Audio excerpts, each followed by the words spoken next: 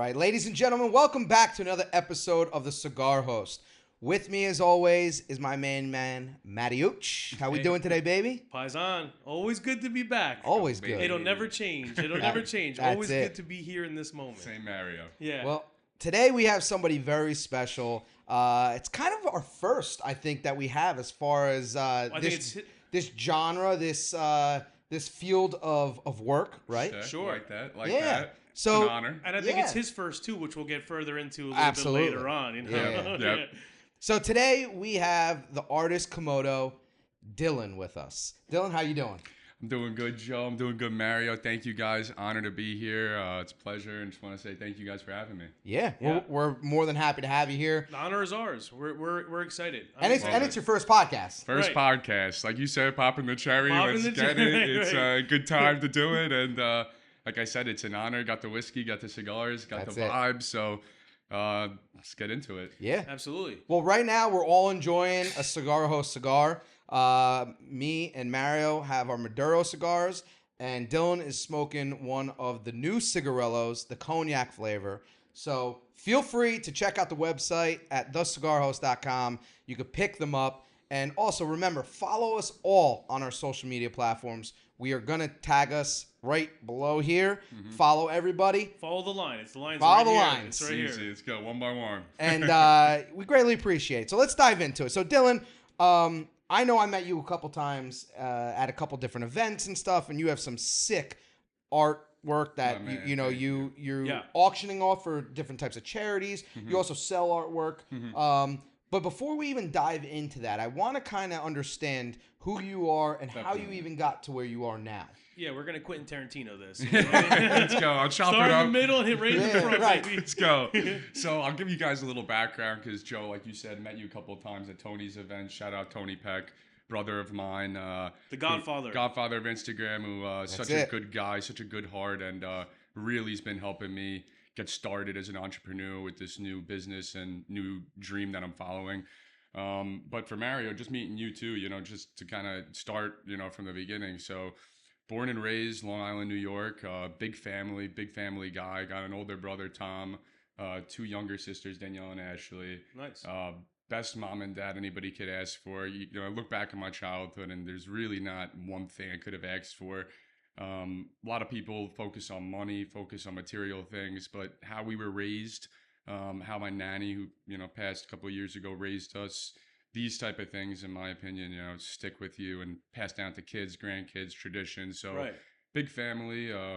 Live in East Meadow, New York, and right off the bat, when I was in high school, I really wanted to help my parents out in a sense. I played a bunch of sports: football, basketball, lacrosse, boxing, Okay. and Boxing. That's you toss. You can't just toss him boxing at the Yeah. end. boxing and, like, was leave more it be. You because know. those sports were a lot where we went to school. So like Right. basketball, football, lacrosse, a lot of the organized school sports. But boxing, me and my brother kind of ventured off to a gym in Westbury actually to kind of just follow that passion. We always kind of find something we like and hop into it. Yeah. So Sure. boxing was one of them, but football was the one that actually decided that this is something I maybe could get money and help my parents, for Sure. school and help them out. So played football at Stony Brook. I was a D1 linebacker, a middle linebacker there, which was Nice. Very nice. yeah, it was I see it. The I office- learned the something. I had no office- idea. right. All The right. office linebacker. Yeah. Right here. yeah, it was a sick experience for Yeah. people from all over the country. From one of my boys, Ray Bolden from Allen, Texas. Right. Allen, the high school stadium, I think it's like 30-40 million dollars for the stadium alone. So to really hear culture, especially down south, how football is like religion, Right. it was really cool playing with some of those guys. Unfortunately, tore my meniscus and broke my foot. Oof. Um, Liz Frank. what happened? Did you have Liz Frank? No, it was my fifth metatarsal. Oh, Jones fracture. Yeah. Not yeah. that. Don't ask why I know this information. Let's keep going on. You're missing your kidneys. Don't call me. Yeah, we'll circle back around to that one. Right. This is actually evidence. Cut the tape. Cut.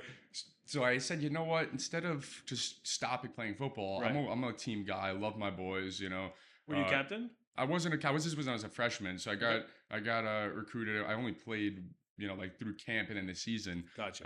But I told the coach. I said, listen, the head coach. I said, there's anything I could do to be a part of the team still without playing, even if I'll be the water boy. Let me be Bobby Boucher, like for goddamn say, I don't care. I watched that movie the other night. the And best Bobby movie. It's Boucher, phenomenal. Best movie ever. my little cousins are 11 and 9, and I was like, "Yo, we got to do an outside movie." Bobby And Boucher. the Water Boy. Yo, you sound like a big choo-choo train, dude.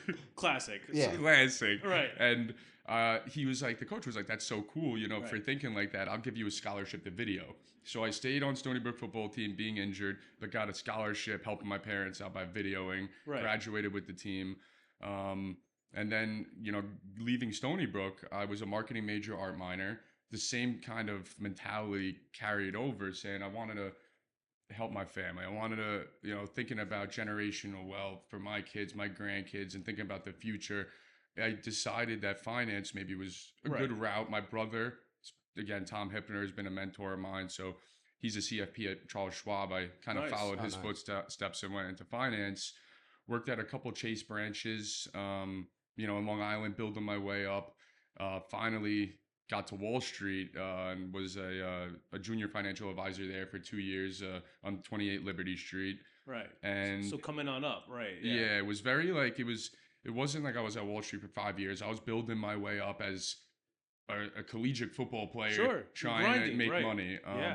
And again, even just like the football experiences, I don't regret one day of that. Same thing, you know, in the financial industry, the relationships I met, the lessons I learned, the knowledge that came with me. I don't look back on that. However, literally from this day, about 4 months ago, I randomly looked at my wall and I said, you know what? I would love to have a Benihana wall. Me with a bunch of celebrities, me hanging out with all these random people. And I looked online, found out Tyson was going to be at Delancey Street, kind of promoting. I saw this. Yeah, right. He was promoting his new stuff. So I gave him artwork. He loved it, kept it. I don't mean to cut you off. Was that your first piece that was my first piece of artwork I really got out and whether it's commissioned or got out to someone else, and it was Mike Tyson, which is awesome. My idol, you know, someone I looked up to my whole life. And his response was great. I saw, you know, you saw the video, which is great. And from Tyson, you know, I didn't know if I was gonna get a slap, a punch. Yeah. Like, you might have been sleeping for a week. Exactly. Yeah, I was like, but still, I said, you know what, this really meant a lot for me. So hopefully he likes it. So I had good energy going into it. The next week got art to 50. The second huge idol. Working in I was still working at JP Morgan. Okay. And the next, literally a week, I got art to 50 Cent, huge idol of mine. G Unit was in the room. Another meet and greet, which is one of the marketing strategies for starting off I was kind of doing.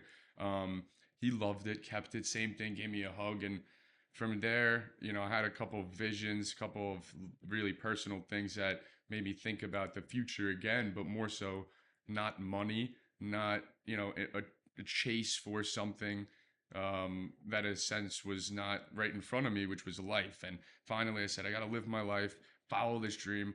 At the time, you know, I still am 27 years old. You know, I said, no kids, no girlfriend, living at my parents' house right now still. I said, this is my time. And from there, I haven't looked, you know, back since, and it's been a journey. So what moment do you think, so you're not working on Wall Street anymore? No. So right after 50 Cent, I quit.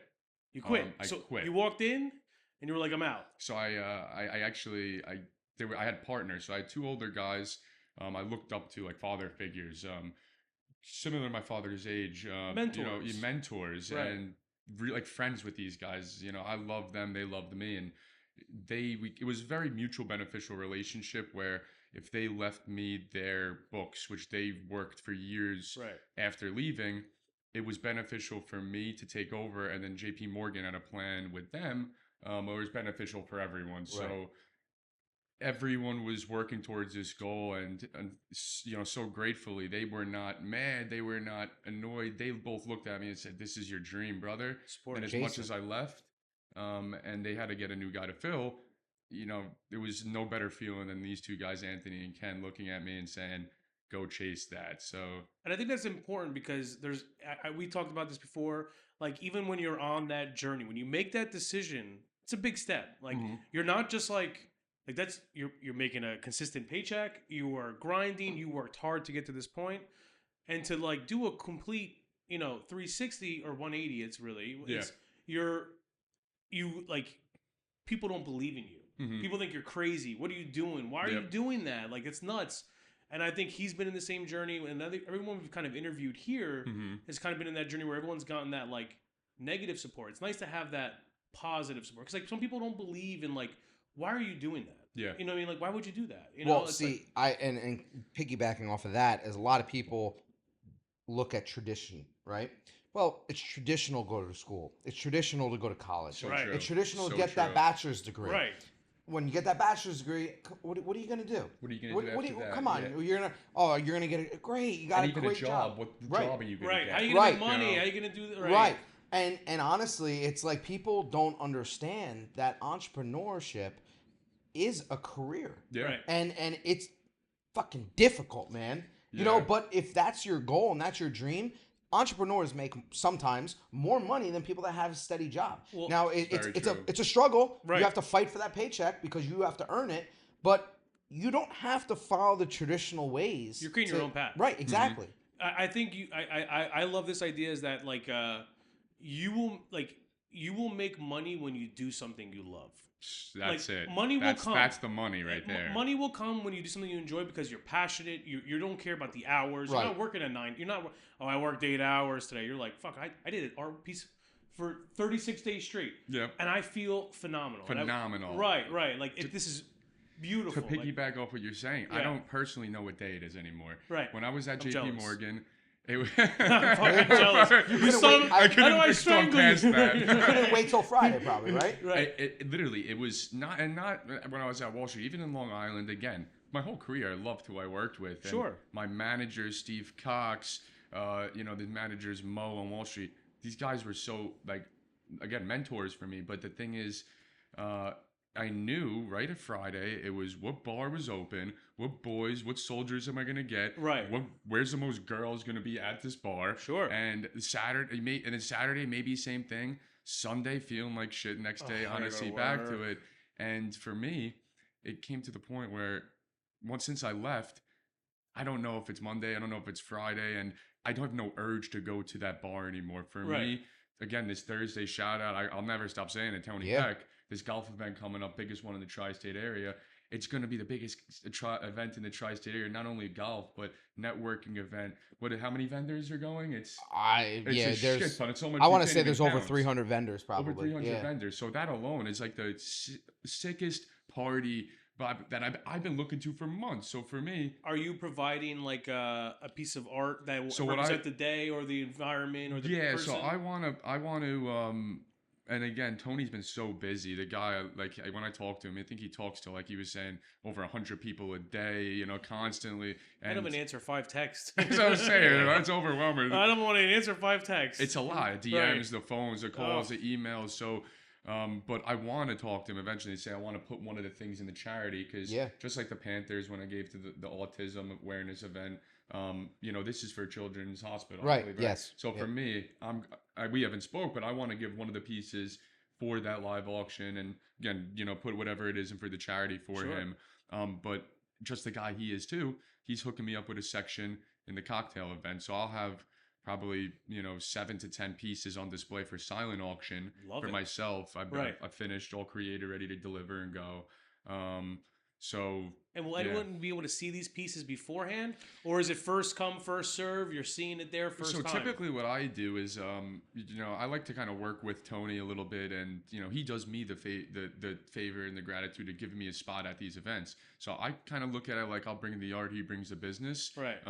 So I like to kind of on my Instagram, the Artist Komodo title, I like to kind of put some sneak peeks, tag Sure. him, say this is going to be coming at his last networking event.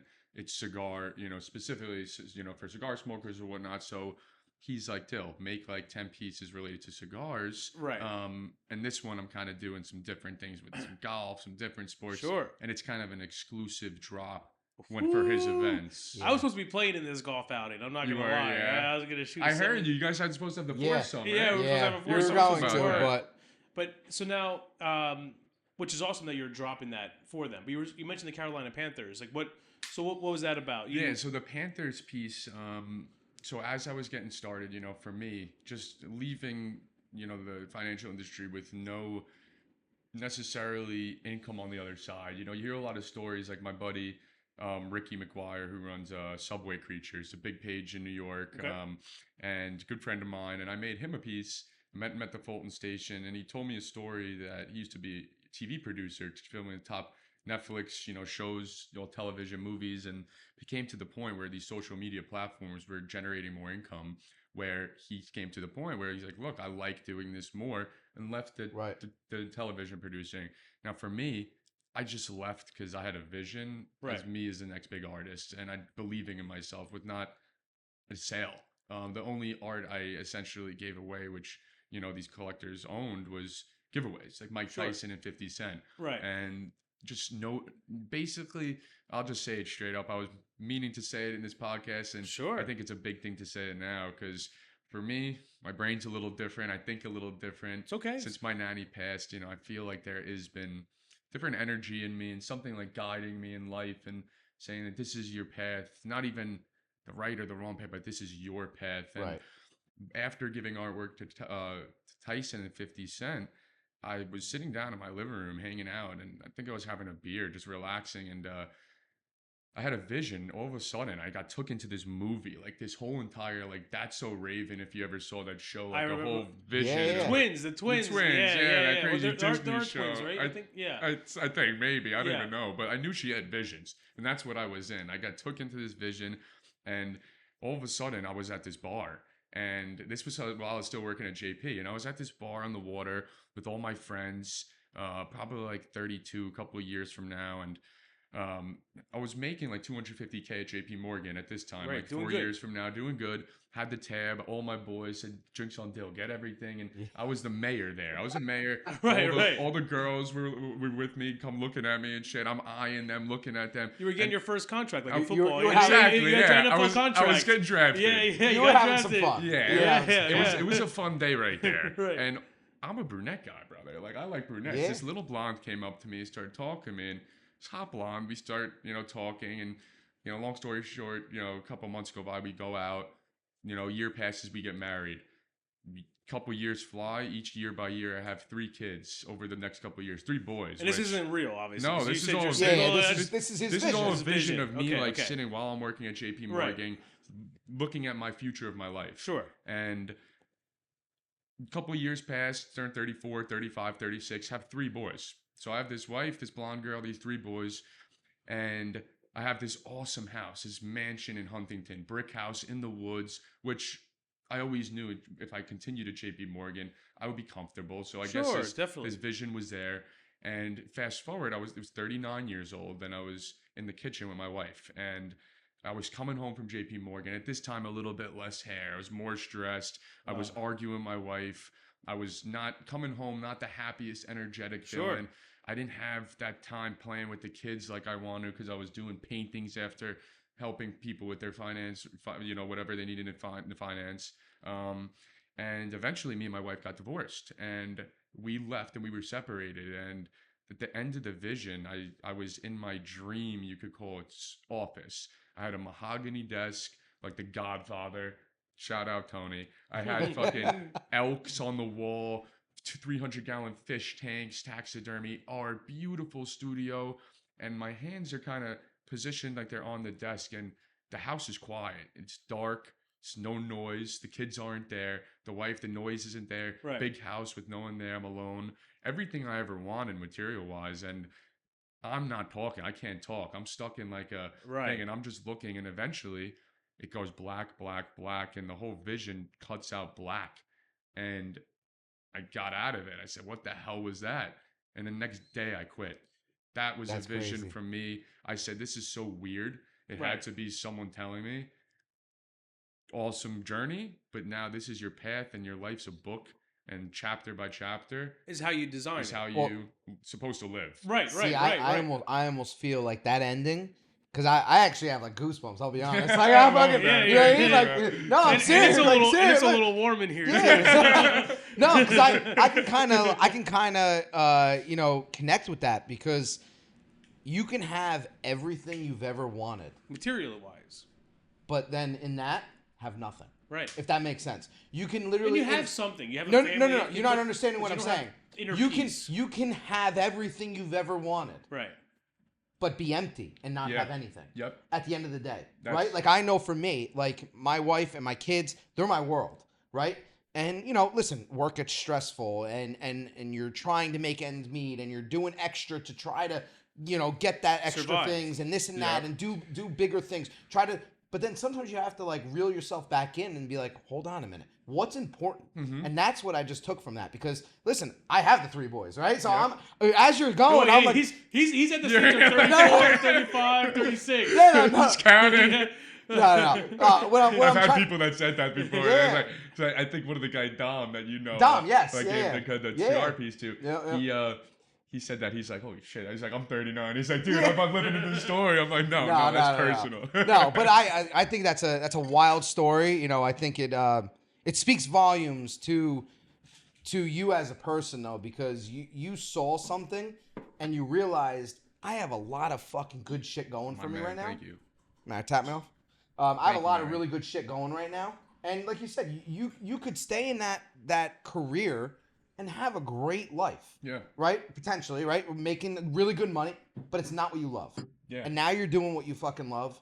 And honestly, like Mario said, fulfillment is a real thing. Yeah. Like Mario said, if you do what you love, life. money will fucking come later. It's more money's going to come. Right. Because again, that vision had so much story into it because in a sense, it's the money. I was in a nice house, right? I was in a beautiful home, brick home, had everything nice.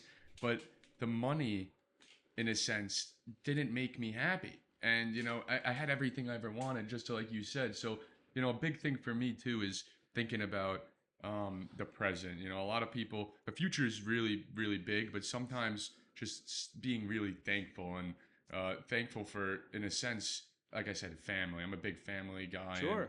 And, you know, when I was working at JP Morgan, a lot of these stories on a wealth management team, you would hear about all different type of problems, such as estate problems, not only, you know, general people, you know, stock picking. It's more so, you know, what's your risk tolerance? What's your time horizon? Getting to know you, building a relationship, and then helping you plan for your life. So, you know, there's stories you hear, not only helping people with the positive things, but sometimes with the such, you know, sad things, such as stories you hear. This one lady I was working with, lady worked her whole life as a school teacher in Queens, her whole entire life, finally about to retire, sitting with advisors talking about what cars to get, what Rolex to get, laughing about to retire in Manhattan, gets hit by an e-bike. Some guy blew the light, hit her with the e-bike, and the old lady, she was about, I think like in her late 70s, passed away. And that's people always thinking about money, retirement, and not enjoying that the life, moment. Being in the moment. Because we can, like, 70 is great. Fuck, I hope I make it to 70. You know what I mean? I don't know.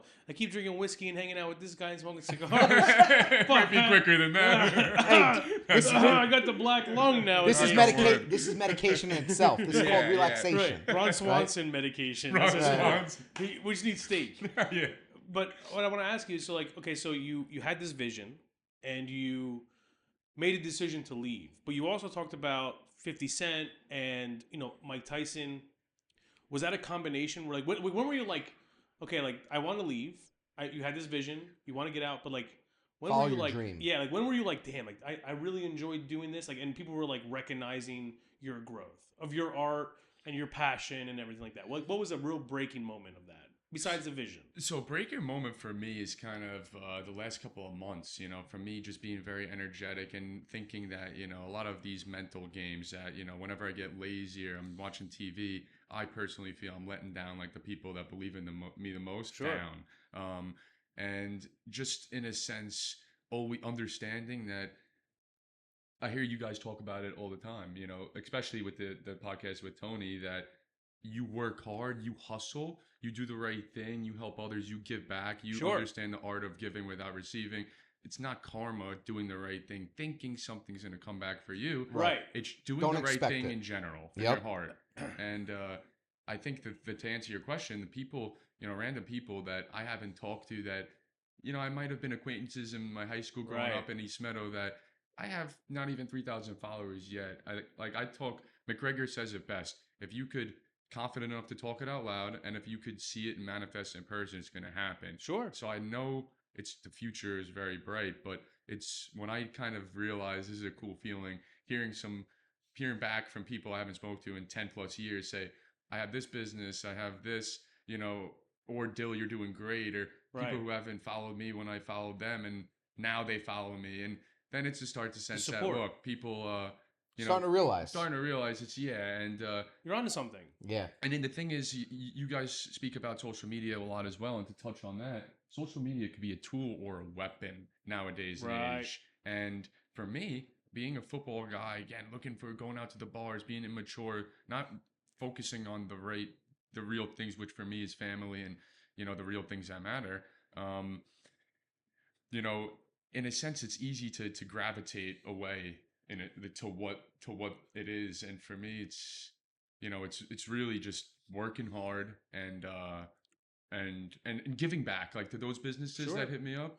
I want to work with them and help them as much as Tony and people want to help me as well. Well, it sounds like you not only like do our work for specific people that are designed for them, that you feel from your type of artistic mind frame is like beneficial. Like I know that he likes this because his hobbies, who he is.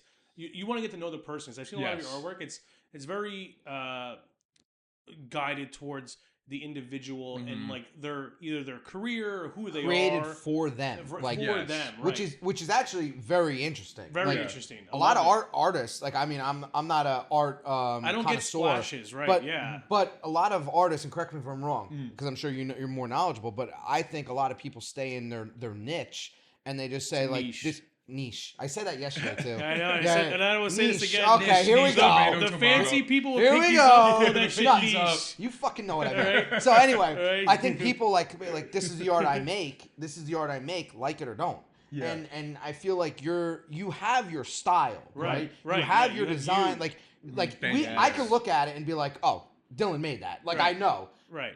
But what you do, what I like and what I think is different, is you hone in on what Mario is all about, and his personality, his background, what his maybe career is, and you make a piece representing him. For him. Right. Yes, that's what I love. Which is rare, because I think one of the hardest things to find, I bought a place 4 years ago, I love it, but I think one of the hardest pieces, I've got plants, and they survived, I love it, I only got 2, but they're great. They're hard. I don't got a green thumb, I wish I did. You got to care for them, but I think one of the hardest things to find in a place is the right artwork. Yes. I think one of my hardest things I always see online, you go on Instagram and you see, big art wall frame or this or that, and it's like, I put it in my cart, but I never commit. Yep. Like to see someone who does something for someone specific, like I think that's like it's so hard to pick the right art. There's so much variety and everything, but like I said, you're creating a niche where it's directed towards you, man, and like towards a person. I think it's beautiful. No, I appreciate that, man. I really do. I really do. Seriously, I really do. I think it's awesome. And now, when I tell kind of a lot of people the reason, like my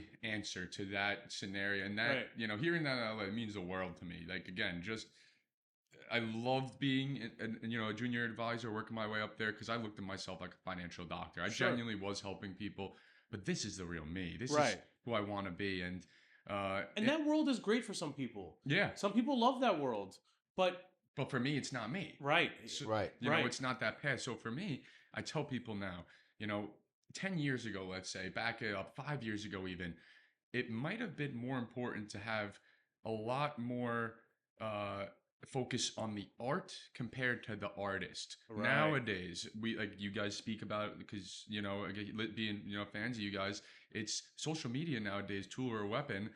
2024, in my opinion, and this is my business, my brand, me taking it, it's more important to be the artist than the art. With YouTube, with Snapchat, with TikTok, to build a following alone, you could get a source of income just from those social media platforms, which, again, that's my current, drive right now, what I'm doing. Right, but you don't even care about the money. You care about your craft. And that's what creates, and that's, you can see it from your pictures with from the Rangers all the way to your first one with Iron Mike, where you used his gloves and you're incorporating him, Iron Mike, right? Yep. Right, and I've seen it all the way from Mel B to all these different artists where you're like, it's one of a kind. It's one of a kind. And you're right in a sense, not talking about the money Sure. for that aspect, because that is more so ties in with the artist, with being like the art rather than the artist. The artist's coming with a lot, and that is with, like I talked about, the art of understanding giving without receiving. And I feel like a lot of artists don't like talking to people. A lot of artists like to create, and it's nothing that they don't want to. I'm a crazy psycho extrovert. I love people. Sure. I love talking to someone in the New York subway. I like your shirt. How are you? And then I'll have the best conversation with a random person, and they'll look at me and say, dude, you just made my day. Right. I just spoke to someone, and I just lost my wife. I just did this, and you just made my day. And I think you forget what people's stories are. Like, I'm so on that with you. We used to have a kid at Kane who would stare at the wall. I'm not even kidding. This kid would stare at the wall. And people would walk by him and think he was crazy. And I think stopping in that moment and sitting with him every day and having that 5-minute conversation meant the world. It's to him. You changed, and it meant the world to me because it was like we became friends. Yeah, like it's those moments of time when you care about people, right? And I think that's back to you is like he cares about people. Yeah, and that's what you're saying with those pieces. It's getting to know. For example, shout out Joe with Coffee with Constantino. Made the piece for him. He sent me a picture of a wall he likes in his podcast room with all little mounts. So you taking notes? Yeah. Take a picture right there. See that wall? It's a little. That's it, baby. That's it. We need something for this guy. Right? Dude, I'll be honored. Right there.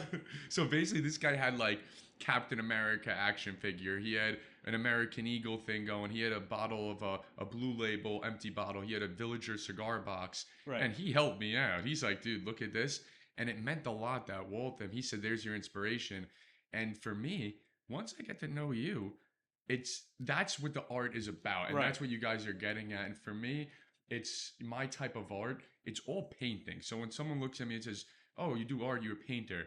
So I'd say yes. I pause and say yes because every single background, essentially, for my pieces is spray paint, acrylic paint thrown on it, have a palette knife with a brush, and then as a multimedia, mixed media artist, essentially what that means is adding 3D objects, materials onto this canvas with what I use, resin that solidifies it there forever. So whether it's cigars, whether it's bullets, whether it's hockey sticks, a piece I'm bringing to Tony's Peck, I'll do a little sneak peek.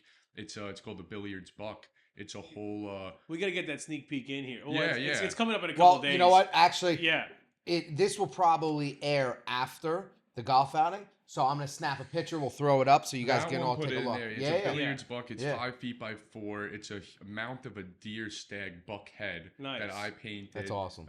With a neon sign, billiards in the middle, and it has all pool sticks and pool balls. Right. That's really just cool. Layered around it with and if you look at the piece, if you just like pool, if you were an advocate of billiards, or even if you had a billiards room, that's what I'm saying. Yeah. First off, people call it billiards are true fans because I call it pool. You know what I mean? I call it pool. I call it pool, but you're saying billiards. Shit, okay, you guys because it's the billiards buck. Are you right? The art name. I get it. The pool buck would sound like an asshole. I know you're right. You would billiards buck's a stallion. Yeah, billiards. right. And I think in one of our first podcasts we talk about me and Joe is that obviously you're doing you're doing art, the actual form of art. And I think what I love about Joe and why I love being here in this moment, and not only getting to know you, but being here with one of my best friends, and also his growing selling business. Cologne on the bus stop. Oh my God! He bought cologne last week. He's still your number one client. I still got his. He's still trying to hustle. I got his credit card on subscription base. So show. He pays $49.99 a month for cologne. Best deal. Oh my God! Cigar Host is coming out with his own cologne by Mario. Cigar cognac. Yes. Put it under your by armpits. Mario. I'm wearing that shit. I'm gonna get all the bitches. Oh, do you put your arm around a girl? Because that's where you gotta put it when you leave the arm. You'll put the arm around them and be like, oh my God. Where's your apartment? Are you wearing the Mariucci? The Mariotto? Well, I always tell him, I was like, in his own form of the world, he's doing his own art, right? Everyone's doing their own craft. I like to think of, I always tell him, I always asked him when he was first creating cigars, I was like, what was your art brush? What was your paint? What was your form of because obviously he's hand rolling these, he's providing these to events, he's picking the tobacco, art. how do you separate? Like, how do you separate yourself? And I think that's what like I said, every time I'm here, I love the stories of how people separate themselves and create their own form of art. Like he's a master of his craft. And that's such a important, because I love talking. Like I said, you guys are a good person to get on the Sure. podcast. I'll talk the whole Sure. night. That's But what I'm happy you put the attention on Joe, because I look at stuff as life is, and it might just, it's because Sure. I'm an artist, I'm a creative, but I look at everything. You know, even the guitar musicians. I looked at guitars my whole life and said, Right. dude, I You could shred? never touch that. And I wouldn't say shred. I would say You play Smoke on the Water. You take no. So that's what I did my whole life. I always played Smoke on the Water. Looked at this thing and said, I can never do this. My older cousin, Kyle Anderson, I call him the young Swedish sniper, 20 minutes Swedish a day. stud. Sure. This guy, even when he learned dance moves, when he is an inspiration for me. Actually, I'll take a pause for art, because when we were younger at my nanny's house out east, Cutshog, Peconic, we would draw these. I would love like monsters, dragons. We would each draw, and he's a few years older than me. I always looked up to him, and we would draw, and he would be way better than me, and I would always try to get to that level, and looked up to it and found a love for it. He started dancing, right off the bat. I would try to do these moves, right? I would try to dance and everything. So I feel like there's a couple of people that have that, true vibe with you, or you connect with them, and they have a big impact on that path. And Kyle was definitely a huge part for that. Right. And I think a huge part of this path that I'm on with him is that it's like he's passionate. We've always had businesses together. Like we've always had, starting back when we were like 16. 16. We started a business, it flopped. It's fine. Sure. You learn What's from next? it. What's next? Yeah, right. What's next? Move on. Yep. What's next? Failure is the best teacher, and it's not failure; dude. it's lessons No, learned. it's right. right. It's lessons learned. It's not this path; it's that path. Right. It leads you to a different path. I'm all about it. I'm all about it. And I'm a big guy like that. I'll talk. I'll go on a tangent. But what I was saying with Kyle, the guitar, once he dancing, I tried to follow that, and then he picked up the guitar a few years ago, and he started playing all these songs. And I said, you know what? Just like everything, if he could do it, I could do it. And I picked it up, and I learned that if you learn the G chord, C chord, A chord, you could play probably like 200 songs, and around a 100%. campfire, You slap you're a couple of our bar friends you're in the there. fucking man. You're the man. Yeah. You get a couple cigars rolled up by Joe Cigar Host. You get Dill with his amateur strings. It's gonna be a good time. And not the best music, but nobody's. No. It is the best Maybe music. a couple of like Honestly, honestly, that is the best. Yeah, there you go. That is Joe. the best music, though. You know why? Because everyone's fucking around that campfire, having a good Laughing, fucking time. jokes, Exactly. memory. Exactly. And that's art. Yes. That's art. That For is me, art. trying to do that, creating a good time, And everything, as artists, like that's your piece of art that you make moves somebody just like the strings on the guitar would move somebody. Not physically dancing, but the feeling that it gives them. Oh, yeah. And that's what art does to people. Because I love art, honestly. I really do. My uncle gifted me a really nice piece of art. He moved over to Italy. He gifted me a really nice piece of art. I have it up in my bedroom. And a lot of people look at art. What is it? I'll show it to you. I can't explain it. I just feel like going to someone else's bedroom. No. It's Show not. me. It's actually like, let me see your bedroom.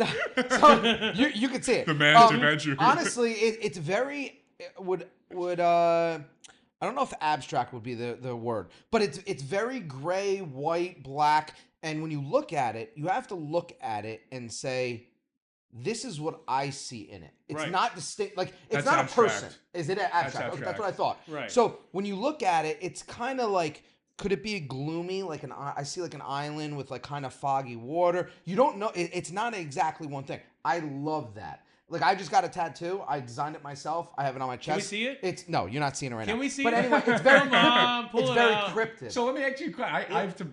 I've seen it, bro. I'm so stalking. Yeah, and I know you're a huge family guy, and the pictures that I love the most were you and the boys in the pool. Yes. And again, I'm With being his a freak, tattoo. not being a creep, but the tat was out, and I It's saw it. And very I was cryptic. meaning to you to ask on the podcast, because I knew I was going to talk, but we met only 2 times, much as just me and Mario. Sure, yeah. I wanted to get to know you guys, have you guys talk as well. So for the room too, I want to hear the symbolic spotlight. We all want to see it. Right. Yeah, we want to. Show us. Show No, you're not us. seeing it. But it's Take it off.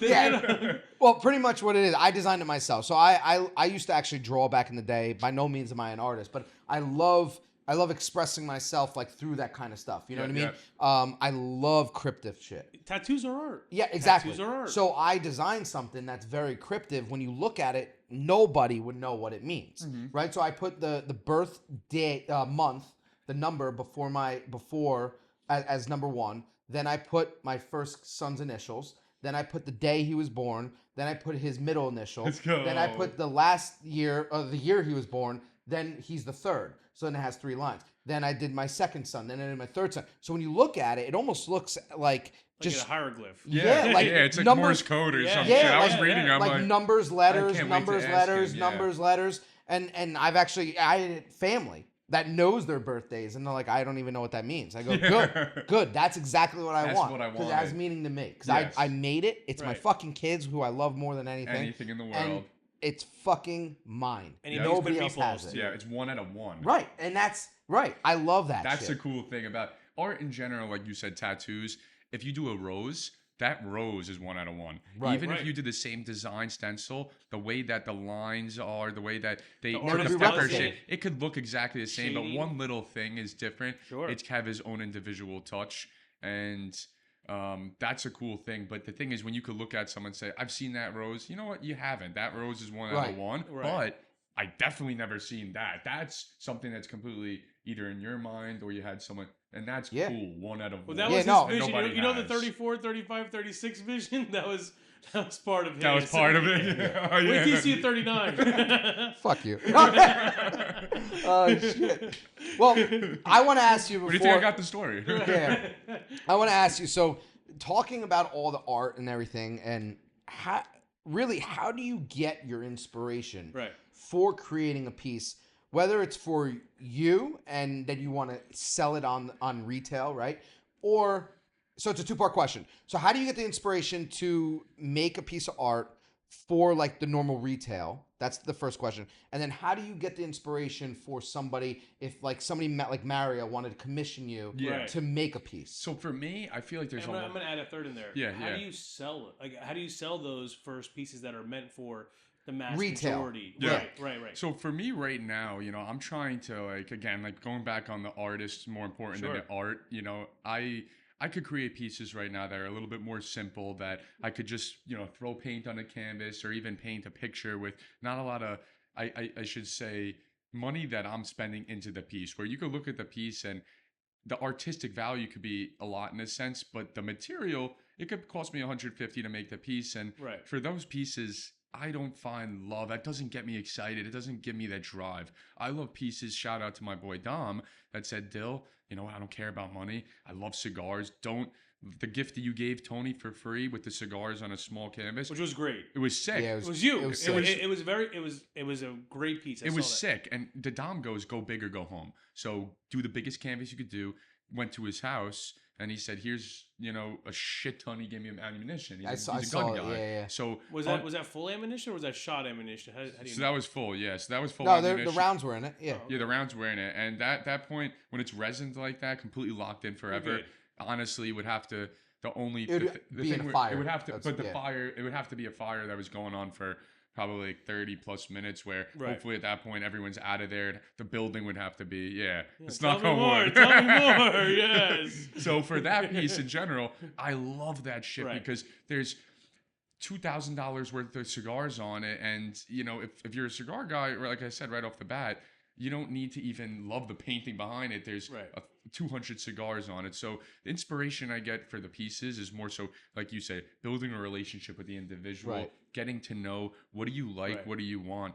A lot of the people I've been meeting recently have either one or multiple businesses. Now, what do you love more than your kids? People say your business is your baby. So putting logos and creating their business, what it means to them. For example, my buddy Jawad getting married this week. He owns a security technology business, and he wanted me to create a piece for him.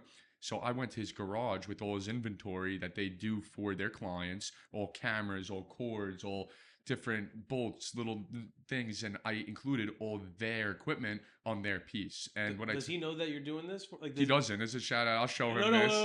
It's gonna coming be after. it's coming after. Okay. We know and you don't. No, he knows. He got this piece already. Oh, He got it. okay. You know. Never mind, you know. you know. Yeah. But and that's like the cool thing for people. It's very easy for me when I build a connection. And the cool thing is that most of these people that I make a piece for, I make multiple pieces for. The group of collectors I have, I want to have a base of people that believe in me, support me, and hear what I'm saying is I'm going to be the next big artist.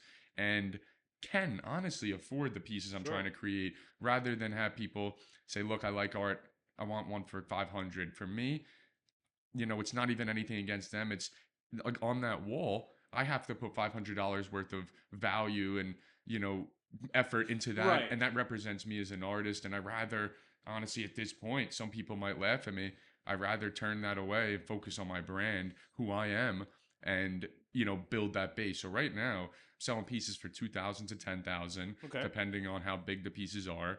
And like I said, how I'm selling them, to answer the other question, is be myself. I'm in the process of developing up a whole website, payment processing, the pictures, videos, the layout of the website. It's about to be done and up next week. And that's huge for What's the website? Is it gonna be, name the website. So the website, komodoart.com. You could just throw something in the cart, whatever credit cards, Venmo, PayPal. We accept everyone. One of my buddies, Preston's helping me kind of get everything set up. My YouTube, same thing. I'm in the process of getting that set up to have a whole nother platform, which again, tool or a weapon is social media. So you gotta start using that and build your TikTok showing videos like time lapses of you creating. Yes. Yeah. People are gonna love that, dude. I have grown so big on TikTok, and I've gotten so much business from TikTok. 28K, right? What? 28K, I think you were saying. Or something right now, we're about to break 40,000. Dude, so, that's awesome. Congrats, honestly, bro. It's hard work, dedication, consistency. People don't realize.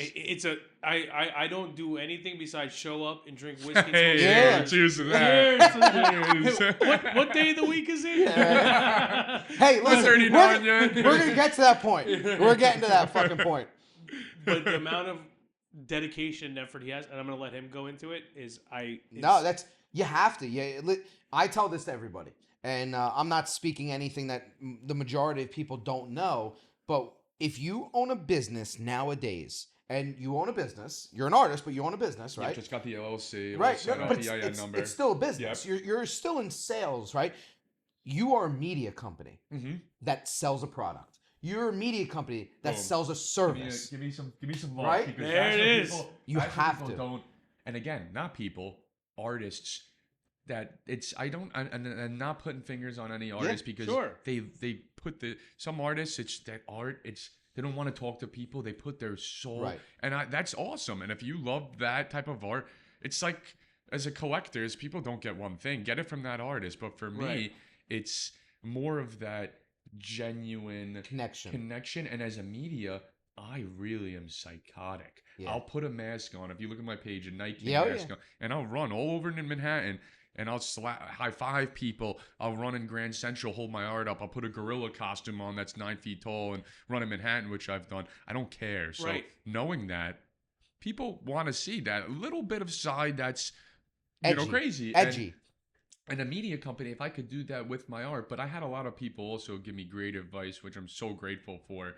That when I was first starting off, I'm so creative that I was using some of these masks, these characters with my art, dressing up as Spider-Man if I had a Spider-Man piece, dressing up as Michael Myers if I was doing a Halloween piece. Right. And one of this guy who, was one of my colleagues at JP Morgan, his dad, really awesome guy, Dave, was telling me that people want to see you as that crazy 27-year-old artist running around dancing. So that mask, it's cool, it's media, but when you do that stuff, more put your face in there, which I'm not afraid to do so, and your voice, which I'm not afraid to do so. So that's very powerful as well. I think that's what separates him is when he shows himself and his idea of what he wants to be and who he wants to be. I tell him all the time that's what separates him. Yeah. Like when he goes to an event, like if you're going to an event, like obviously you've been to his events, like he's got the button down floral shirt, he's got the hat vest, on, the biceps ripping through the shirt. Oh, ready to rip the whole. Those things are cut in the back. Oh, dude, yeah, this guy. It's like you know those gowns you wear when you go to the hospital. An open back gown. An open back gown. It's all Thanks, open Mario. Thanks, Aaron. Well, hey, at least he know. smells like a Secret. fucking charm with the cologne. Oh shit! Yes, I got the Matteuchans. But when he presents himself, I think that's what separates his, because there's so many artists, there's so many cigar hosts, there's some people who are doing the Everywhere, same things, yeah. but he's one of one. That's what I love. And people want to connect as much as the cigars are phenomenal, one of a kind. People want to connect with you, Right. and see you at those holes of the vendors at Tony's events, Yeah. and, Right. and then with It's that, an experience. relationships are built through then, Right. And for me, asking how business is done, it's more so through these events right now. And the cool thing is, website's not even really started, and Sure. the commission deals You're I'm still having, here, man. You have, dude. I am, and you're booming, but you're here. Yeah. Wait until you get everything go. and the crazy thing is, I see it. So my Yeah. family We get thinks that I'm art going. piece right there. Yeah, though, you know? that's it. Yeah, That's it. right there. Let's go. I'll On that right that cylinder right there. Yeah, dude. Like we- I said, and the thing is, the cool thing about it is, it would be art that I'm holding on to for a month, creating, but it'd be something that you guys think about when I'm not here, having a drink. Say, you know what? The cigar host would be sick there, and maybe include that logo. But what would be crazy? What do we like? For example, this guy Dom, he's gonna be opening a couple of businesses in the future, and he was talking about, for one office, having a Harley, a mounted, right, like a bike. And I said my pitch is, let me create, instead of just putting it on the wall, let me do some art with that Harley. Right. Put resin on it, make it look like it's coming down a western street with Sure. skulls and cactus. Like it's that looks riding sick. this like way. it's coming down 3D, Yeah. like Right. it's coming on a road. Right. And it's sick. It's his Harley, and I just made that art. I made it really sick and That's badass. awesome. But for here, maybe it's like, we got cigar hosts here, we have cigars here. I really love tigers, and I want a tiger piece for this. Which I've And seen your tiger pieces. Which are thank awesome. you. Right. Yeah, They're those awesome. for me, my biggest, one of my biggest idols, Steve Irwin. When I was younger, I thought I was the crocodile hunters, for real. That's if you look awesome. at You most of pick my up like spiders and shit. I developed into slight arachnophobia like guy. I fucking Okay, hate good. spiders, Good, honestly. okay. Yeah, so do I. You don't have like a pet snake or something, do you? Nah, I don't like snakes either. so Good. trip me Okay. out. Good. Okay. So you don't like the fucking weird animals that no one else likes. You know, like this, yeah. Like, Look and at an alligator. I'm probably gonna have a dwarf caiman when I'm older, but let's not talk about Sure. that a different thing for whatever Right. state I live in purposes. This but wasn't part of the vision, right? but no, for me, I got like a 250-gallon aquarium in my house. I have a 55-gallon aquarium. Wow. I have a 2-foot-long silver Asian arowana, 2-foot-long African tigerfish. I have a peacock bass. For me, huge aquarium advocate. I love Sure. fish tanks. Yeah. And animals in general. I'm a huge guy. I feel like, some people make the jokes and say, screw humans, animals and dogs. Oh. I love humans are my number one in the world. I love talking to people, getting to know their story, like you Sure. said, and learning from people and understanding wisdom, experience. A lot of people my age, I feel, don't like to do everything their way and think Right. that the generation is new. So the lessons and the way they go about things should be that new generation, that style. However, for me, sometimes I'll be in an Uber and, some guy from a different country will be talking to me, and I'll be so captivated with learning about Egypt, for example. Oh, dude. And I'll be like, pyramids See, are yeah. fucking- and just I the don't wanna get culture into it, but and the aliens are culture real. about how people live and Yeah. what their beliefs are and how, people, living in 10 siblings in a small apartment room like this, dad's working 5 jobs and I'm here, get everything I ever wanted in my life from my parents. Like I said, I didn't want a Lamborghini when I'm 13. Sure. I didn't want to live in a mansion because I wouldn't be who I am now, Right. which, The values. the values and that aspect of hunger. The wolf climbing the hill is 10,000 times hungrier than the wolf at the top of the hill. And I'm that wolf I like that. sprinting up that hill. I love it. Yeah. More hands you shake, more money you make. Tony Peck. I'm that hungry ass, energetic Right. fucker. Comfort is the enemy of achievement. Yeah. It's one of Yeah. my favorites. That's a Fuck. nice one. I like that Yeah, too. comfort is the enemy of It achievement. is. Yeah. If you're comfortable, which is great, you were comfortable at your job and you were doing everything great and you were making good money. Tradition pad. Sure, yeah. Yeah. Comfort is the enemy of achievement. I tell people, in other words, I tell people that all the time, and I say, you can't be comfortable. If you're comfortable, you're not doing something right. Yeah. You know what I mean? Right. Because sure. honestly, the first time I ever did my cigar business, like legitimately, the first event I ever did, I was so nervous. Sure. I was sweating. I was going 3.5 hours out into Pennsylvania. I was gonna go by myself, and I actually called my brother-in-law, and I said, "Dave, you got to do me. You got to do me a solid right now." How'd you do that? How'd you do that night? Oh, I fucking nailed it, dude. Did Nailed you? it. Oh, of course, come on, me. You know, I can talk to anybody. I can fucking talk to the wall. You know, until you get there, right? You But get like, the still, like it was like. Most people wouldn't take that. Most people wouldn't leave a fucking job that you're making 250, right? You said you're about to. No, so that was projection. That was like I saw myself at like sure. 32. Okay, but anyway, you had a great job. I was making 100K. Yeah, so you had a great job at a young age. Career. Like most people wouldn't do that, but it speaks volumes of the character. It speaks volumes of the person that your parents and your family molded you to be. You know what I mean? Like it's and let me ask you this. Are they supportive of the change? So, and again, my brain, sometimes the way it thinks, it's so funny, because as you were thinking it, I knew, as you were saying it, I'm like, I hope he says it, I hope he, because I need to talk about my parents. Cause my parents, absolutely. Do it. They are, it's crazy when you think about, you Love know, you mom. hear, love mom and dad. That's it. When you hear about stories, you know, about how people were raised, it actually makes you put into perspective that, you know, I thought a lot when I was younger, again, immature. I would have a lot of judgment and like thinking and you know why is maybe this person not acting this way, and as I grow older, you know, having the right parents, it's having the right grandparents, having the right family structure, it's so important. And you know, hats off to the people that really didn't have that and still came to be the people who they are. But some people get that success from good or bad media. We talk about either the weapon or the tool, the weapon. The tool, the weapon, right? Like some people get that as like a weapon to like motivate them. Like I'm gonna prove that I'm better than this moment. I think that's a beautiful. Either way, the people who succeed in those moments, caps off. Yeah, I mean that's how I live. I got diagnosed as a type 1 diabetic when I was 12. I was in football practice at Woodland in East Meadow, and it's hereditary. So my aunt, my cousin, they both have type 1 diabetes as well. So I was pissing like a monster. I was drinking sugar when I'm a water guy. Oh, yeah. My aunt knew right away, took me to the hospital. Doctor, he wasn't, you know, an ass. He was a little bit more blunt, you know, doctor, how it was. And he's basically like, you're a type 1 diabetic. This is it. Right. Have it for the rest of your life. Sure. And they really can't play that much sports right now. And he meant right now while I'm learning for the education. How to manage it. Sure. I took it like a young kid, 12-year.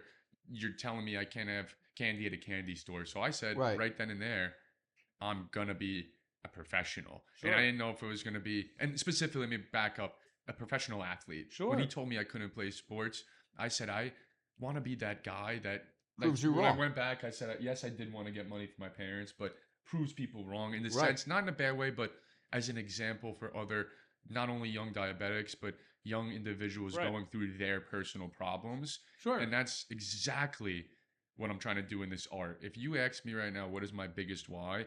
It's not leaving JP Morgan to do art and be happy doing art. It's more so trying to give back and not just be a number, making $1 million a year, but maybe not making $1 million a year and making people's lives come true for the rest with being creating something. Right. Sure. And you know, with the Panthers, given that, you know, Thomas Ian, he held it's called the Autism Awareness, the gala he had in Charlotte, and all proceeds are going to autism awareness in Charlotte. And I created this Panther, me and this other artist, Rios in Westchester Murals, got Christopher Rios, awesome guy. We collabed and we donated every proceeds, $8,000 towards autism awareness. Which is beautiful. And that energy, that fire in my heart, I can't even explain it. And having not that consistent, not no income, but not that consistent every Friday check, I would think that making 8K, I would be running up a hill, the craziest guy, you know, high-fiving everyone. I felt 100 times more happy by everyone looking at me, by the kids with autism coming up to me, hanging out and saying, wow, I'm really giving 8K back. And that's kind of when I realized too, my big why, that this isn't all just shits and giggles. This is really, I can't wait. I haven't done it yet till I go to one of these hospitals figure out one of these kids, going through whatever they have, whether it's cancer, tumor, diabetes, and figuring out what they like and surprising them with a crazy piece for nothing. And that's what I'm planning to do as well. That moment of time where you get that like confirmation what you did was something special for that person, I think is more gratification than money. It's your purpose. 100%. And it's what happens to me in real life. We're fucking human beings. Right. Yeah. At the end of the day, like when you walk by someone, you don't like if you know someone. The person I hate the most is when you walk by someone and you know them and they like look down. Yeah. Yes. Yeah. Yo, hi, how are you? You know what I mean? It's as simple as a hello, holding the door open, saying have a good night. Hey, hey, paisan. Little things. Right, little things make a big difference. Yes, big time. Yep. And I think little things are what build a business. I remember sitting in his garage with him, smoking cigars that he was rolling, and like those little moments of time are what build this moment. Mm-hmm. I swear my life, we talked about this room before. This room is sick. This room is so sick, dude. Sick. It really is. And even dude, it's sick. Hearing Tony say it, I haven't been to so many cigar lounges. He took me to Doc James. They're going over a nice business continuity plan, just getting to know each other more for like 4 hours. And he knows that he's a cigar advocate. Sure. And when I was listening to that episode, he even was like, dude, this isn't even like, this is nice in cigar lounges. Like, this is not even like an in-home, spot. And me walking in here, this is right, hands down, dude. This is, you could tell. The question why I asked before is how recent was this, kind of put together? And the second question was the more important question. How long have you been thinking about it?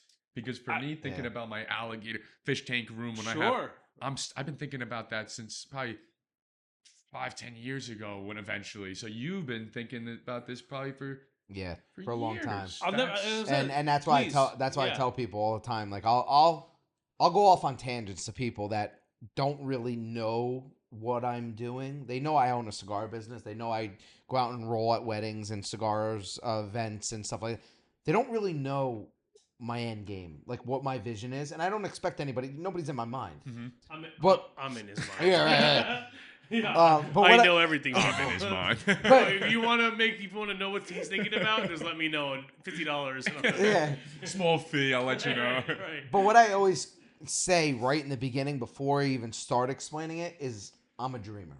Mm-hmm. And you say, "Oh no, that's great. That's great. You're a dreamer. That's great." And then I start talking, and I could just tell that a lot of times, 9 out of 10 people, they just go, "Oh, that's great." And then I start talking, and then they're like this, right?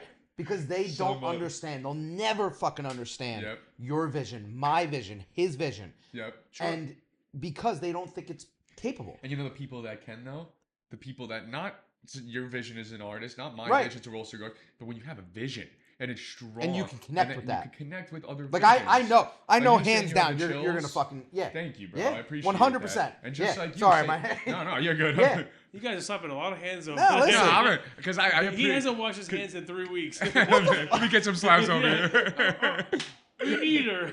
Because for me also, hearing when having these talks, it's funny because not a lot of people, when I just left no income, the amount of heads and people looked at me that... Yeah, like, what are you doing? Yeah, and even the people that didn't say, Dill, maybe, you should reconsider. Even the people that said stuff like that, I always recognize. And compared to the few people, such as Tony, which literally told me when I was at the Amped event with him, dude, this is your life. I could read you. I could tell. I'm going to hold you accountable. You're going to be an artist. When I was still working at JP, my other boy, Jawad, who I talked about, he said the craziest, most powerful thing to me, saying, who do you want to see yourself on when you type in Dylan Hipner on Google? Do you want to see this JP Morgan guy in a suit making about $500 to $1 million a year, shaking hands, professional LinkedIn, or do you want to see the guy that maybe he's comfortable, he's doing good in art, maybe making more, right? Maybe making more and happy with paint all over him, with all celebrities, with business owners, friends.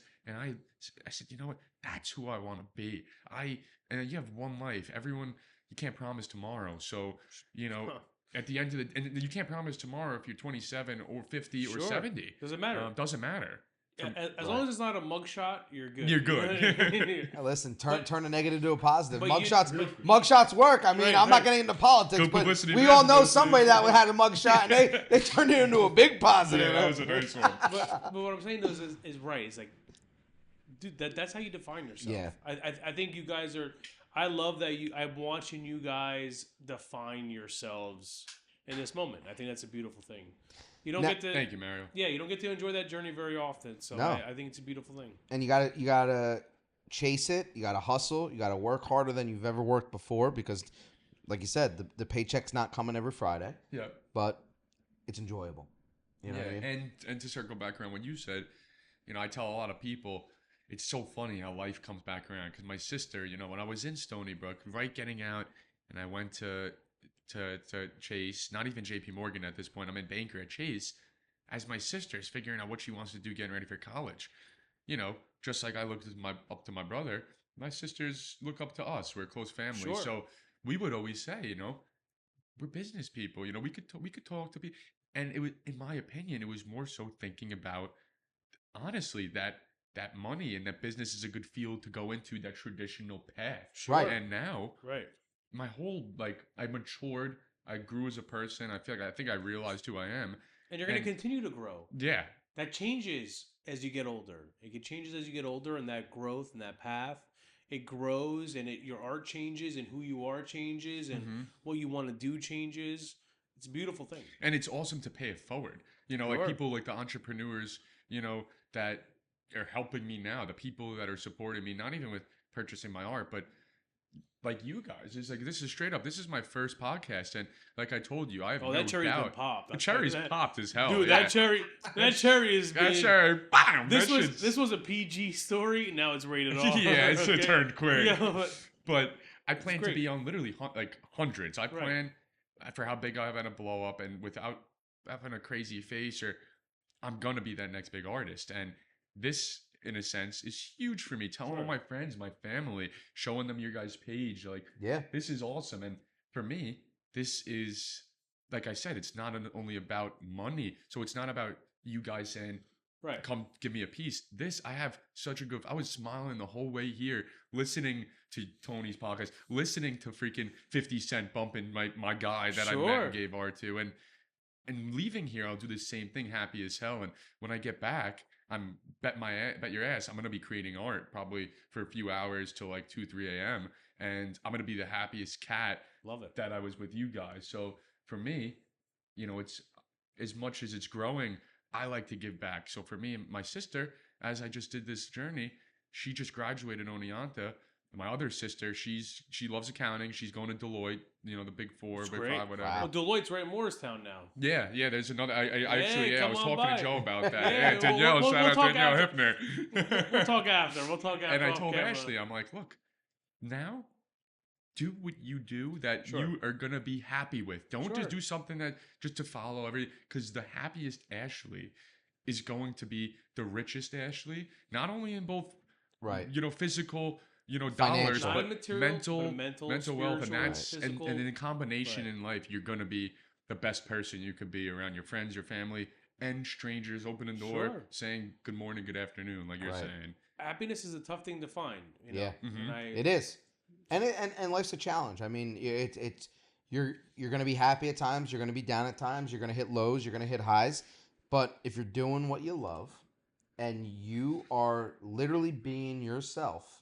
Like you're doing, like I'm trying to do with the cigar stuff. No, not trying. No, well, I don't mean to cut off. He always says this. It's true. It's true. The one thing I hate more than anything is trying. I always tell people when people are like, "Oh, I'm working. I'm working." You're doing. Yeah, you're doing it. You're not trying. You're doing. To back himself up, the one thing I'll say is because I don't say it a lot, but whenever I do say it, it's because I feel like the people. And you're right, because that word trying, you're doing it, but the thing is, I feel like hearing you say that and hearing your visions in your past as well as mine, trying in a sense that even if we are to the level where we thought we were going to be 5 years from today, we're still going to say we're trying to do this and this and this and this, and never being that content guy. Like I talked to a couple of business owners. But you're not trying. You're doing it. You're doing it. I told Tony Peck on the podcast, if you listen to the full thing, was why not? I love the phrase of why not. I told him, he stole that idea. I heard that. Me. Yeah, I heard you guys He talking about that. motherfucker. How much to pay him, baby? you know How much? why Write not? that check, Tony. And I will literally find you, Tony. So now I know where you live and I got your address. Write that check. That name. New Jersey people are a little crazy. Look at this crazy guy. I'll chip in with you, brother. But trying and doing, or I hate when people are saying two different things. Trying. He's not trying. He's doing. We're here in this moment because he's doing. 100% true. You're not here in this moment because you're trying. It's because you're doing. Because you're doing it. Yeah. You're doing it. You are on the path. It's a great point. You are not trying to do it. You are doing it. No, we're doing it. You're doing it, and making moves. It's a journey. It's a journey. It's a journey. Got to keep hustling. I'm just sorry. I'm just a hater. I'm a hater. No, of it's such a great point, because just to back what I said before about the aspect of your life as a book. I love telling people that, because once you're writing it, the chapters could be so cool, and people, even in a sense, a lot of people get so, and how can't you? Because I rather go through an army of people rather than through emotionally deal with, like, you know, a breakup, a death. That feeling sucks. That emotional feeling. But the thing is, telling people, it's that mindset that I tell a lot of people in a cave, that when you're in a cave, it'll be dark as hell. And if you're stuck in a cave, you might not see any light. But there most likely will be a brightest stars. There'll be a crack peeking through that cave you're stuck in, with that sun shining through. And to focus on that little light. There'll always be darkness. The darkest nights. There will always be a little light. But you focus on that light. And that's the motto I go by. The darkest nights will shine the brightest stars. And what I'm going to say is, you're right. And I want to hit you with this real quick, because before I let him do his thing, is that you're talking about writing chapters. Writing books and writing chapters of your life, you're not trying to write those chapters. You're writing them. You're writing them. Yeah. So you're not trying. You're doing. You're doing it. You're doing it. You're writing those chapters of your book. Those book of chapters are created by doing it, not by trying it, but by fucking experiencing those moments and doing it. Yeah. You're not trying it. You're doing it. Like Kieran says, I love that's that. mine. That's great. Screw why not? You're not trying. You're doing. I love that. And you're writing your own chapters. You don't write your own chapters by trying. Yeah. You write your own chapters by doing it and writing those chapters. Those chapters will change. Yeah. But you are doing it. And not staying complacent in that chapter. No. And understanding comfortability is a killer. Yes. Comfort is the enemy of achievement. Yep, that's it. We'll say it again. I'm going to tat it right on my neck. I'm the artist. No regrets. Yeah, no regrets. Hey, what's up, girl? How you doing? You're not mad about one letter? No. Oh shit. I don't mean to get heavy, but that's just my own. No, that's it. That's right on point. No, man. it is. It really is, and it's good to get that. Like I said, sometimes I'll have those. I get very deep. Like sometimes I'll talk to so many people, and a good chunk of those people, probably 50% of those people, honestly, even if they don't do it after the fact, they'll be engaged and be so thankful for kind of just that positivity and that just that direction of not what I'm doing. That's because I'm not trying, but where I plan to be, I look at myself like I'm just starting, and people are coming to me for advice. But you'll have those other people that will look at you and be like, they can't. It's hard for them to even take that, first step. That first step. Not many people take that first step. Yeah, and you know why though? And I'm gonna fucking throw the dart right at the fucking bullseye on this one. Oh, okay. Bullseye, let's go, bro. No green. It's always winning. This fires me up the most, because people care what other people think. Yeah. And if you let other people's opinion about you dictate how you go about your business, your life, your actions, you're wrong. In any craft. You need to fucking say, I don't give a fuck about anything else but my vision, my heart, and what I want to do, and you will be successful. Yeah. And honestly, the people that you think that might back you, they're not going to fucking back you once they see success. Or the opposite. They might be like, I don't think it. And then they'll be like, holy shit, you were right. Dude, I'm behind you 100%. Yep. It's going to be one of the two. Yep. And that's when you start seeing you start weeding through your friends, your supporters, your not friends, your this, that. And I'm not trying to be negative. I'm not trying to be positive. You know what I'm trying to say. 100%. It's just be you. You have a vision, fucking go for it. Don't let anybody fucking tell you that you can't fucking do what you want to do, and prove those motherfuckers wrong. The day that Joey texted me and was like, "Yo, I want to do," I've been from day one. I am a supporter of anyone who wants to grow. That is what I support. Growth is I don't. key. Growth. I will help you as much as I can. I don't want money. I don't want fame. I don't want recognition. I don't want anything. It's the type of What guy I want you to do are. is I want to. He believes in something. I believe in it because you know why? Because I know you believe who he in is as a him. person. I believe in him. You believe in him. I believe in him, and I have friends who have had other businesses that I think could grow and be so beneficial. But it's the moment of time when you get that negativity. Do you break or do you grow? Right. And do you break or do you grow? And that break and grow changes. There's different peaks and heights. When you climb up Mount Everest, you don't go in one shot. You go in first tier, second tier, third tier, fourth tier. There's tiers to that growth. Yep. So That's a great. I like that. There is tiers to that growth.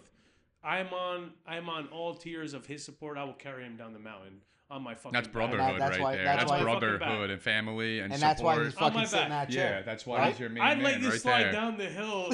Yeah. But I would grab the rope. I'd be like, dude, get him. I'm coming with you, motherfucker. He's my Jack. I'll never let go. I'll never let go. No, first off, I'm holding on. I'm getting on that fucking. Get me on the That fucking shit's raft. mine, bro. Yo, we all know the statistics. Yeah. That board was big enough for two people. I'm getting on that fucking board. You're We're making getting on the room. raft. Yo, Move over, Oh, brother. shit. my ass is getting on that. I'm Yeah. getting on the lifeboat. Oh, And the man. good thing is too, like what you guys just said is, tie it back into social media. That's such a big part with businesses. Is Yeah.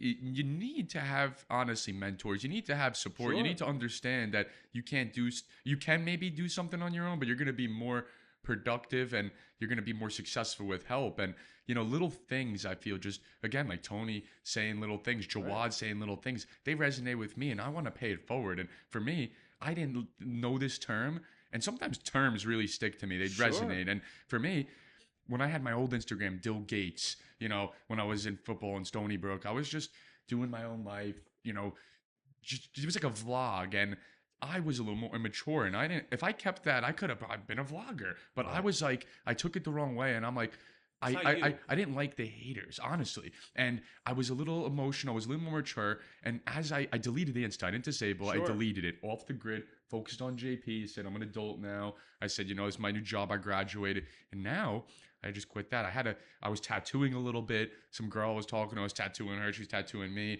And then I started doing the art. I made the Artist Komodo. He originally started this crazy artist guy from doing tattoos. Cool. And then I said, this is really cool, creative.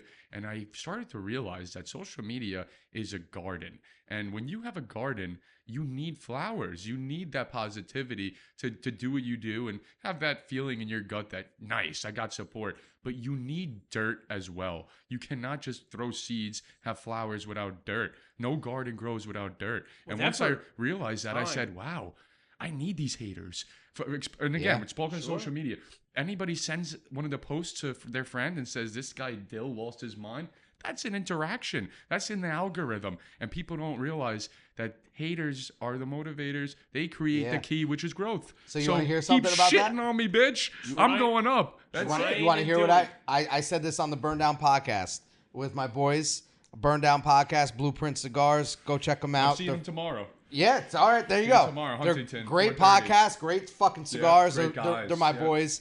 I went on there and they asked me. Hey, Burn Down podcast. Why don't you come on one night? Yeah, we got to get you on here. We got to get you on here one Let's night. go. This couch fits two. I'll get up. I'm leaving. Don't No. worry. Hey, get the hell out of here. Time's up, Moto. You know what I actually said to them, and they asked me that. How do you deal with the negativity, the haters and stuff? And I said, at first I was like, oh shit, man, am I doing something wrong? Like, why am I pissing people off? I'm just trying to be positive. Like, I'm just trying to put out good shit. And trying to do something for yourself. Yeah, you know what I did? I started killing those people with kindness, and I actually would DM them and say, listen, you put a comment on my thing. I'm not mad about it.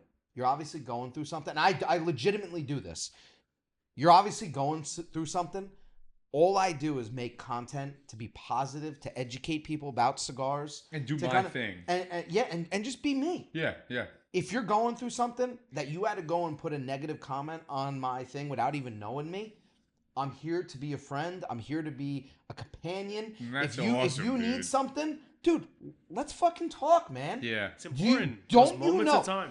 Don't you know? I have gained more fucking followers that way than almost any other way. Yeah. Honestly, those people that fucking talk boy, shit thank you. and will put like, oh, dude, I've had people comment about my eyebrows. Yeah, I get my fucking eyebrows waxed. I don't give a fuck. Whoa. Yeah. Your eyebrows. Time out. Yeah, like- I pulled this mic away. I gotta bring this Like, shit no, back. I'm saying- Wait. Yeah. Let's talk about. Why are you talking about your Close eyebrows? on these Because eyebrows. people said it. Like What, do you people, wax your ass too? yeah, well, that's too much. TMI. But no, I'm being serious though. Like people make comments. I'm good. Thank you. Well, all right, heavy pour there, guy. He goes, "You're not good. Yeah. No, but Your people, eyebrows aren't good. Take another one." people make comment like stupid comment. You know what I mean? And it's like, listen, I get it. Like it's easy to say some stupid shit behind a keyboard, but maybe that person's really going through something. Maybe Yeah. maybe that's a reach out. So I try to use that interaction and turn it into a positive. And I'm telling you honestly, every negative interaction that I've had on social media, and I've done that, I sent a private message, it's turned into a follow and a very genuine conversation. Because most of those people, honestly, what they're doing is, realistically, they don't have it in for you. They don't have it in for No. what you're doing. But they is it's Right. more of they can't create a video. Not that they Yes. can't. They Those can. moments They of can. time- They can. Pull us It's back. just they don't know how to. They don't know how to. They're They not don't take that educated, first right. step, so they don't create that video. So what they do is, for these people, is they'll get a lot of traction. They think they'll get, and they do. Sometimes people Right. get Sure. 30,000 likes on a comment I on wanna- a big I wanna do Call of person's Duty, page. So that's how they get group attention chats, too. 'cause Right. Smack people in Call of Duty. You know what I mean? I want to do some Call of Duty group chats. Call of Duty group Because you could be chats. as negative as you want. Well, that's different. I tell That's you, return different. your game. I'm and saying you with be sad. I'm saying with Those social. are vicious. Those Yeah, chats. right. I'm saying with social media. No, I know, and Yeah. I think it's important. We talked before is that we used to be in those moments where you talk to someone who most people don't, who be there. I think it's important for us as humans, for the kid who's staring at the wall. We talked about before is that talking to them, having that conversation, like caring about someone goes a long way. Make a difference. Make a fucking difference. A long way that I feel like people don't understand that, And it's okay. it took me years and to have relationships with both, like a non-platonic relationship with a girl, then relationships with straight my brothers, my friends, to understand and really learn about mental illness. And mental illness is real. It's a real thing. It's huge. It's a real thing. There's all different forms. Now, Sure. the thing is, in a sense, to understand, to listen, to talk to people, you could really make someone's not day their life. Someone could be doing something that they wouldn't have done yesterday, and you talk them for an hour, and not that bullshit high. Like get in their head and make it feel like they are meaningful, Genuine. which everyone is. Everyone deserves that. We're all connected. Yeah. We're all connected. So here, ready? We're all stardust. Here's a funny. It's gonna get real deep, but here's a shit. funny thing All right, about let's what go. you. No, I'm in. Yeah, what, hit about me. what, Buckle up, baby. Yeah, hold on. Let me get my So seatbelt I'm on. strap in, bitches. We're going for a ride. Airbags No, so deployed. Might need more. I'm a sociology major, and in college go. we actually had to do a thing where somebody was walking down the Golden Gate Bridge, and their idea was to kind of take a wrong leap. turn. The only reason why they didn't was somebody actually stopped and said hi to them. I read that story. Yeah, I heard about and we that. actually had to do a thesis on that. And Most when people who make that jump, I read about that Yeah. actually. most people make that jump in the moment of their, because people have survived. yes, that they jump. have. Yes, we had to do a They're whole saying, thing on "What that. am I doing? Like, why did I do Yeah. this right away when they did it?" Right. Like, Yeah. why would I? Why? Yeah. But the people who survived, you have a whole new outlook on life. You Life, do, you but change- It's For how sad that long? it's sad that you had to get to that point. Yeah. And that's Right. You know what I mean? Just be a fucking good human being. Be a goddamn good fucking human being. Please. Do the Say right fucking thing. hi to somebody. it. Buy somebody a fucking Snickers bar. Open the door for someone and say thank you for Right, once. exactly. Buy that coffee. Right. 55 hamburgers, 55 Like, pay it back, man. Like, or pay Go to forward. Starbucks, pay $10 for a fucking latte, Right. and say thank you. Exactly. Have a good day, and hold the door open for Grandma Jenkins. Yes. And your day will be better. That's it. Exactly. Just doing the little things. Right. Little things in life. Make somebody smile. It's a lot of testosterone right there. It was a lot of Yeah. yellow. Sorry if I was a Oh, little microscope. no. All right. Well, listen, thank you guys for tuning in. I think we're going to kind of wrap this up. The way we usually wrap our podcasts up is we ask a final question, and it's going to get a little deep, but the final question is always, cigars bring everybody together. Whether they smoke cigars, whether they don't smoke cigars, whoever that person is, if you can spend quality time with one person, past or present, who would that be and why? So my answer changed. Now, I knew the question. Like I said, I cheated because on the way here, I listened. I was listening to Tony's podcast. 39. I was listening to Tony, the episode with Tony. I heard it right off the bat. From really engaging with advocates of people who are smoking cigars and whatnot, and getting to learn not the smoking cigars, more of the love and the connection with people who smoke cigars, and that it's a community, and it brings people together. That's what I'm learning. And my first thing when I had that and I was thinking who it would be like I said, the guy Steve Irwin, who someone who at first passed away, who I could go back on and get to pick their brain. And for me, being a guy who loves animals, dear to my heart, Steve Irwin was someone that I looked up to, that I was like, wow, this is making me the happiest guy, even if when I was a little kid. And till this day, it stuck with me. And the real Tarzan, when he grew, the guy right now, the influencer, Mike Holston, he's the beast, and his idol is Steve Irwin. He always posts about him. And to pick Steve Irwin's brain about not animals, but just him as a person, smoking a cigar with him, and I take it back. And I take it back for the reason being that, like I said, my cousins, my aunts, uncles, mom, dad, siblings, grandma, my papa, family is the world to me.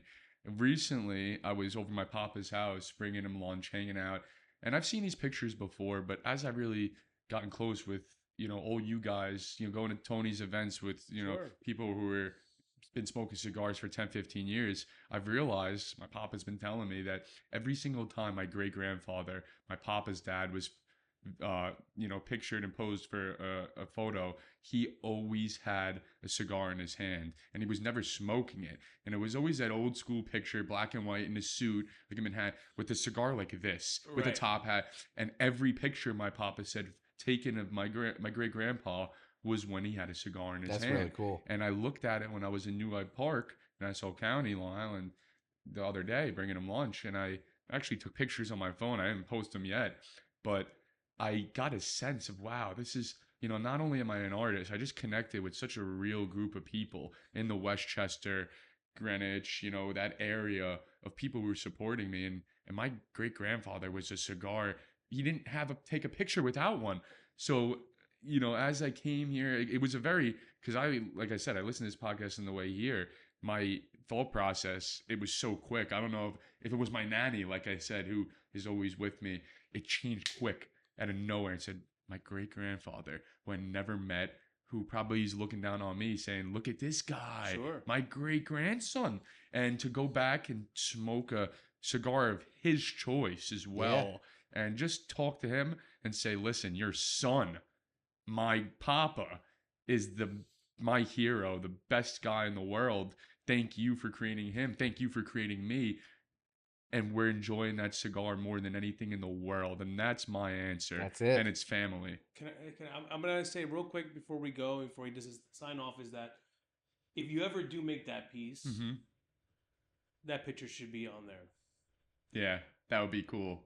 The picture of him with holding that cigar. I'm just going to say the one request I have is if you're going to do individual pieces for us or for him, or for whoever it may be, I don't know if you will or you won't. Oh, I would be honored, dude. That's my... But I want you to know that I think that builds an idea, not only to represent someone you care about in this moment, to enjoy this moment with. That's the whole point we're here, is that that should be the... I don't know where you want to put it. You want to put left, right, center...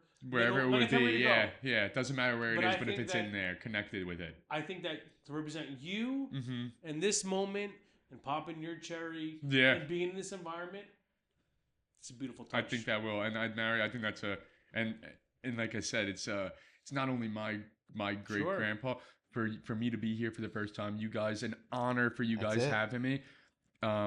This is a special moment. I could tell how genuine, how selfless you guys are, both of you guys.